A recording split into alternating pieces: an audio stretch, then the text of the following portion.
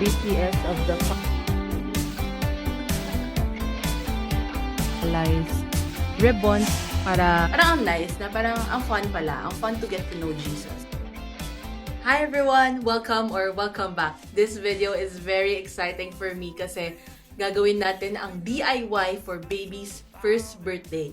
Naisip kong isama kayo dito sa aking pagdi-DIY because I'm going to do them all today. So, isi-share ko sa inyo ang ginawa naming DIY gifts for the kids, for the guests, and the ninongs and ninangs. So, keep watching for you to get more DIY ideas as well. So, yung party ni baby is farm-themed or barn-themed.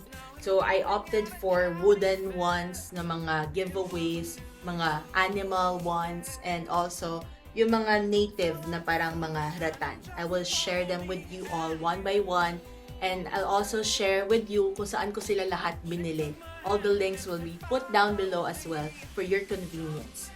Naisip ko talagang mas okay mag-DIY kasi mas mura siya. First ay itong mga native rattan bags. Sobrang saya ako yung nakita ko to. Ang cute-cute niya. Na-inspire kasi ako dun sa nakita ko online, yung mga kinakasal or ibang mga party na meron silang gulayan stand, gulayan or prutas stand. So, since farm-themed or barn-themed ang birthday ni baby, naisip namin na talagang bagay itong concept na to sa party ni baby. Medyo maliit lang yung binili namin. Ito siya, yung size niya. And then here naman is a ribbon that says na thank you for coming. Tapos yung first birthday ni baby, and then there's a sheep. There's a sheep doon sa ribbon. Itong ribbon actually, pina-customize ko lang din ito sa Shopee. Super nice siya.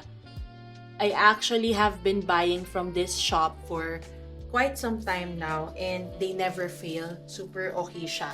Actually, nagpatulong ako sa mga angels namin dito sa bahay sa pagtatali ng ribbon na to. And natapos na nila even before I made this video. So, thank you. Thank you to our angels. Yan. Ito siya lahat. Madami siya. It's around 90 pieces of native rattan bags. Pero ipapakita ko rin sa inyo, quick lang, kung paano ko siya ginagawa para meron din kayong idea how to do it. So yan, this is an empty rattan bag, let's say. Tapos itatali nyo lang ito dito. Parang ano lang siya. At least medyo mas personalized, 'di ba? Kaysa sa plain lang yung ibibigay mo doon sa guest. Tapos we plan on putting around 7 different kinds of vegetable and fruits. Depende kung ano yung available. Tapos ito yung ribbon. I ribbon this way kasi para kita yung yung text. Ganyan siya. Yan. Tapos aayusin mo lang siya ng onte. Wait lang. There you go. So nice. And we chose yellow and green for the ribbon kasi yun yung theme din ng party. You also have a party and you want some gulay or vegetable stand or anything parang Pinoy style, Pinoy inspired. Talagang I can recommend this. Maganda talaga siya. Yun nga lang, medyo maaga namin itong binili. Mas maaga namin ito binili compared to this one. So, amoy fresh leaves pa talaga ito. Compared to this one. Binili ko ito ng maaga, mga January. Yan, kasi gusto kong itry kung okay ba talaga to. They turned out to be really okay, so we ordered again para ma-complete yung 90 pieces na bayong. Actually, bayong nga pala yung tawag dito. Sinasabi ko pang native rattan bag. Anyway, next naman ipapakita ko sa inyo yung mga giveaways na binili ko para doon sa kids. It's for the kids that will attend the party. So guys, ito yung current situation ng floor. Sobrang daming kailangan ayusin. And here are the giveaways. I will share them to you one by one. So this is the paper bag that we'll be using para sa kids. So it's green na plastic bag. Actually, meron siyang kasamang ribbon. Pero since we have our own yellow-green customized ribbons, then we will use this as well. Yung una nilang matatanggap. Itong Wood Intelligence na board. I really love this kasi it's a logic puzzle. Yan, madami siyang magagawa dito sa isang board. And then, it's made out of wood as well. So, fit siya sa ating aesthetic for the party. So, other than wood, farm, they will get this farm stickers. It's so nice. I really love it since the party, 'di ba, nasa barn siya. So, sobrang sakto siya. Yan. So, I really wanted the kids to, remember the party. Have a souvenir that fits the party. Yan yung stickers. I feel like I would enjoy this if I was a kid also.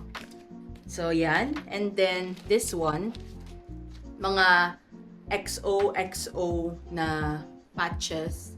What I love about this is, meron siyang lagayan. As in, pouch siya. So, nasa loob yung XOXO. Here. So, yan. Pwede siyang XOXO na laruan on the go, which is really nice. At least, pwede siyang dalhin ng bata everywhere. Next naman ay ito. I don't know what you call this. Maybe, I think it's a maze. Tama ba? Yan. So, iba-iba yung niya. Yung design. Super random. I actually wanted to order yung farm themed as well. Pero since it comes in a set, hindi ako makapili kung ano yung makukuha ng kung ano yung makukuha ko. Yan, di ba? May beginning point siya sa toy na to. So, it's really nice. Yung feeling na fulfillment na pag natapos mo siya by the end. I really love that feeling. Next naman ay itong maliit na toy. I forgot what this is called, pero uso to, 'di ba, yung malaki ng mga bilog-bilog dati. So, I really love this kasi it's a small version. Tapos, it's a keychain. So, yan. Ganun siya.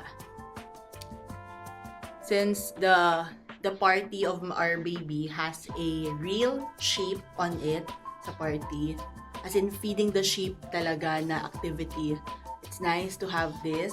This naman is a cow. I actually wanted everything to be sheep, pero sold out na. So next naman ay ito. I super love this dahil it's a Bible coloring book. You see? It's different talaga. Iba-iba siya. I wanted to insert, God sa mga giveaway as well. Just, to show the kids how important God is in their life, or Jesus is. So here, it's so cute. It's Jesus talking to the children. So it's quite an activity book as well. Hindi lang siya coloring book. This one, Adam and Eve. Let's see. Meron din siyang maze. And then si Adam and Eve. So yan. It's inspired by different stories from the Bible. This is Joseph, the dreamer. And then, yan, this one is Jesus. God. Jesus and the shepherd. Look. Grabe ang cute niya, look. May sheep din. I did not expect this. Yan, may sheep na kumakain. It's so cute. It's so fun. I feel like it's a nice introduction as well to God na parang, alam mo yun, a lot of people think kasi na parang being a born again or being a Christian, parang ang boring, ang daming rules, ganyan. Pero it's not that eh. It's the more you are closer to God, the more you love Him, the more you would want to serve Him, follow Him, and live for Him throughout your life. So, I feel like as a child, pag kunyari ako yung bata, tapos nakita ko to, parang ang nice na parang ang fun pala, ang fun to get to know Jesus. When I look at these coloring books, I just remember the great stories of the Lord sa Bible. Ito, Daniel and the Lion's Den. And then, ito yung Noah's Ark. Isa ito sa favorite stories ko sa Bible. And then, ito, grabe, David and Goliath. Grabe, parang nagano ako, goosebumps when I see all of these. Kasi parang ito lang yung mga binabasa ko dati nung bata ako. Tapos ngayon, na-bless ako ni Lord to have our own child, celebrating our child's birthday, and sharing this naman to kids this time. Kasi dati, I'm the one receiving these. I'm the one who's the recipient of the stories of God's Word as a child na nasa gantong mga style. Yun. Anyway, ito na pala yung last. Ito, nasuggest to sa amin ng coordinator namin to get. Super mura kasi siya. Nagamit din daw kasi niya sa children's party ng anak niya. So, this is actually a puzzle. Kapag binuo mo to, it would really look like a shape of a dinosaur, for example. And then, ano ba dito? This one, grasshopper. So, I plan to put around siguro mga 3 to 4 pieces. Feeling ko kasha talaga siya. sa dito per person. Kasi we are just going to prepare mga 20 to 30 bags depende kung ilang maano nito. Kasi by set ko rin tong in order. So let's see and let's begin. The Wood Intelligence kasi sobrang tangkad niya. So for this one, I guess ganito na lang. So just gonna place it like that. Okay, nakakangawit magpupunang ganito. Dapat pala nag-shorts ako. Anyway, this one. So that's the final outcome for this, the Wood Intelligence one. And then for the farm team, let's try. So the kids will either get this or this one. Mangawit akong kakaupo ng ganito, so I'm just gonna change and I'll get back to you quick. Okay, so now I'm in my comfy clothes. It's much better. Pwede na akong umupo ng ganito. So, anyway, let's begin. Yan, so far, ang natatapos na natin are 1, 2, 3, 4, 5, 6, 7, 8, 9, 10, 19 sets na. So, 19 sets. Parang na-feel ko medyo may excess, but let's see. Kasi yung iba, pag binibili ko sila, hindi siya yung tipong maayos na set. Parang yung iba, 10 pieces, 12 pieces, ganun. Ganun siya. Or like 5 pieces, ganyan. By the way, I just have a fun fact for you. Ever since buntis ako, as in my husband and I, we're really talking about where to celebrate baby's birthday na talaga. And then, pinag-pray namin yun. Parang maganda sa Old Grove. Parang yun talaga yung gusto namin na pang venue for celebrating baby's birthday. And inisip talaga namin kung doon ba talaga and are we just going to have a intimate celebration or we're gonna go big, ganyan. But it's not really big naman. Lang. Talagang we just chose this place kasi yun, it's cheap and parang malakas ang meaning ng sheep for us na the Lord is my shepherd. Kaya ayan. We really like this. So, yeah, it's just ang galing lang talaga ni Lord. Ang bilis ng oras and this is finally happening. So, yeah, we're excited. Anyway, I'll just get back to you. Ito time-lapse muna natin to.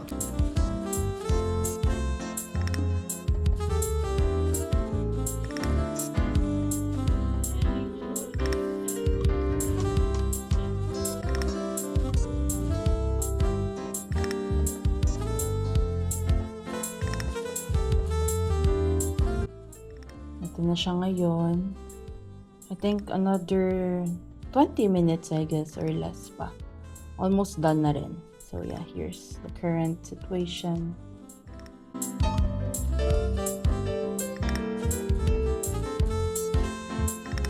Grabe, ang daming yellow. So, that's the final look. Ay, sorry, nakabaliktad. That's the final look of the giveaways for the kids. I'm just going to have to ribbon here yung last tree. May tinabi na kasi ako dahil we have some kids that won't be able to attend the party of baby. Kaya ayan, nagtabi na kami. Ayan, we're finally done. Here's the party favors for baby's birthday. This one, we made 25 sets of that. And then for this one naman, with the help of our angels, it's around 90 pieces na ganito, na mga bayong. We are actually now in the venue for baby's first birthday. Ito naman yung naging giveaways namin for the ninongs and ninangs. We found these cute tote bags from Mimsak sa Instagram. Actually, matagal na akong client ni Mimsak, as in decades na, more than decades na rin. And I saw na they have very cute tote bags, kaya ito yung napili namin. Look, sobrang cute niya. Ito yung bear. We thought of putting Ninong of Solen and then the name of the Ninong here. Tapos dito naman sa Ninang, yan, Ninang of Solen. Tapos yung name ng Ninang dito. So, ganyan siya for everything. Nagawa na kasi ng angel namin sa bahay. Ito, yung lalagyan ng ribbon. Some of it, but some of it hindi pa tapos. So, join me as I do it. So ito yung ribbon na ginamit natin doon sa Bayong, pati doon sa yung sa kids giveaways. So I'm also using the same as well. It's actually a very lovely afternoon here sa Old Grove, and the vibe is so nice. It's so nice to actually DIY here. So yan. Madami tayong iko-cut tapos ilalagay ko siya dito. So tatali lang natin siya ng doble. Sorry guys, I'll try to minimize the sound, but there are kids also playing as well in front of us. They're swimming in the pool. Here, this is the final look. So, medyo may ilan pa tayong gagawin, so let's do it.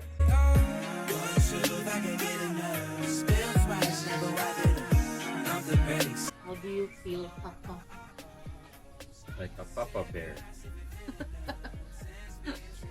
By the way, sobrang cute neto. Look, Mama of Solen nakalagay. I really love it. They gave it to me. And yeah, it's super nice. And it's actually even nicer in actual pag nakita nyo siya. So, for me, I can say it's really worth it. So, here's the final outcome for the Ninongs na giveaways. So, here's the final outcome for all the tote bags for Ninangs. We super love it, and we hope that the Ninangs and Ninongs will also love it as much as we enjoy doing this. So, here are all the personalized ribbons na thank you for coming. Ayan. So, thank you, Mimsak, for making our baby's first birthday extra special with your customized items. BTS of the party.